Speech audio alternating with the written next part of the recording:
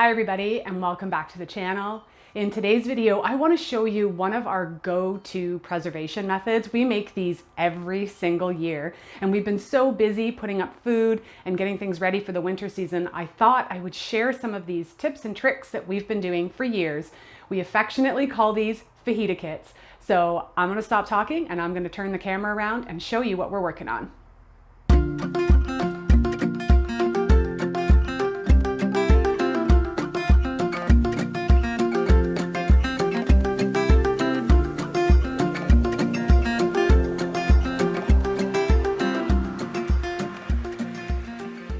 Hi, my name's Corinne, and here at Spirea, I share videos that weave together plant wisdom, holistic health, self-sufficiency with just a dash of magic. If this sounds interesting to you, I'd love for you to stick around. So first, I want to touch on something really quickly when it comes to food preservation, because I think a lot of people put the pressure on themselves that they have to produce all the food themselves that they're putting up for winter seasons, either in the freezer, dehydrating, canning, fermenting.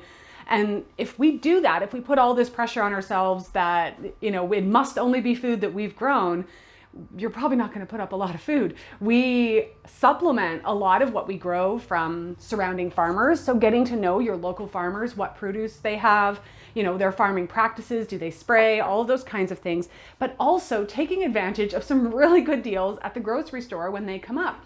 And we were just at one of our local grocery stores, and they had Canadian organic sweet peppers for $1.99 a pound.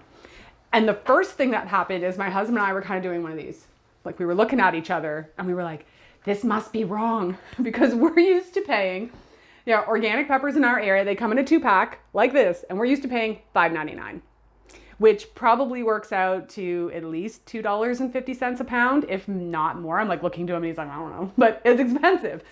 And so we bought as many as we could so we could make these fajita packs. So we came home, our first round, we came home with 15 peppers. And then my son got like a little emotional and he was like, don't buy all of them. Other people should be able to get them too. And I was like, you know what, that's fair. Although there were so many, there was no way we could have bought them all. So I went home, I posted on Facebook groups. I told my local friends about this really great deal. We gave it 2 days and we went back and we got 15 or 16 more sweet peppers.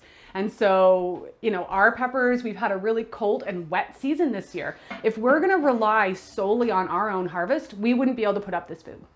Even the ones in the greenhouse haven't started turning colors yet.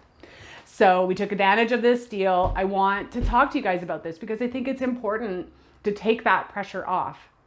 If you get your food from the local farmers market, from supporting small family farms, or from the grocery store, I think that's all right.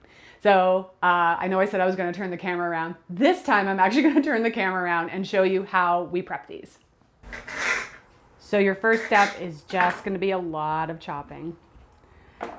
So we chop them into slices like this, and you can use them in stir fries, soups, stews, what else we use them in fajitas, and you could use them, I'm trying to think what else you would be able to use them in curries, anything you would use sweet peppers and onions for.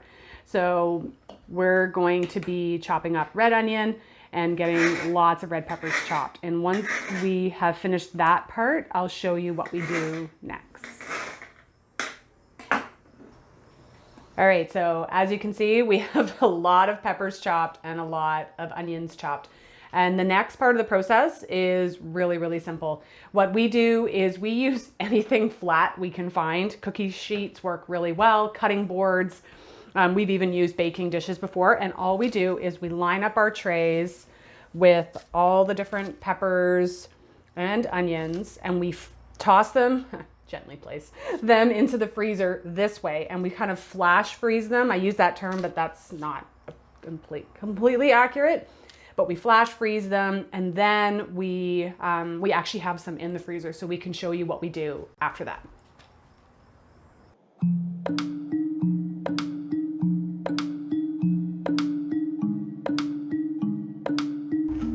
Hey, are you eating our fajita kits? So here is, first of all, the magic of being able to film things. We already had some frozen for you, so you're gonna get to see the whole process. So what Paul is doing now is he is putting appropriate portion sizes into vacuum seal bags. So that is going to be dependent on your family. If you've got a family of 5 or 6, you may need larger portions than us.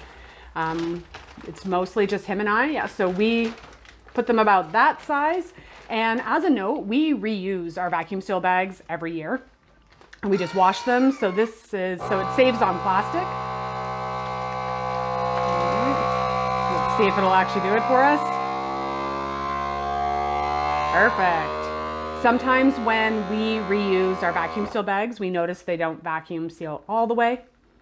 But from here, they're gonna go directly into the freezer. So we don't do any blanching at all, right? The whole process that we showed you, and you can actually see there, we've got lots more to do. And there is the finished product. Well, there you have it, folks. My semi-famous fajita kits that can be used in fajitas, quesadillas, layered tortillas, stir fries, soups, curries. I've used them in all sorts of things. I don't even bother thawing them completely when I use them. I try to cut the bag really straight so that way we can reuse it again. We really, other than when we're doing things that maybe are in a sauce or a marinade, or if we're vacuum sealing fish. Those are the only 2 times where we actually throw out the bags because it's really hard to get the scent and a lot of the cooking oils and stuff off. But when we're making things like this, we reuse the bags for years. I don't even really fully thaw them. Sometimes if I've forgotten and we were gonna have, say, like stir fry or something for dinner, I'm like, crap, I've taken them out like an hour beforehand. And as long as I can kind of break those pieces apart, they cook up great. I wouldn't eat them raw, again, because they will have been through the freezing process, but they're fantastic for anything you may want to have on hand in the winter months. And so I count this as putting up a meal in my freezer.